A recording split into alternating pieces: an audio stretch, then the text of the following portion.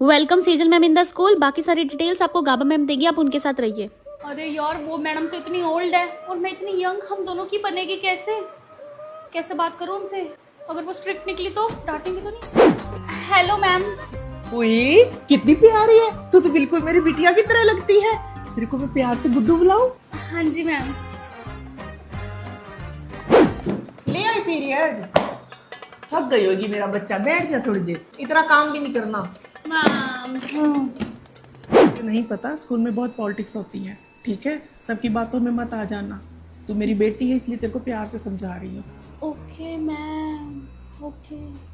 Notebook ले आओ। ये चेक करो कैसी बनी है।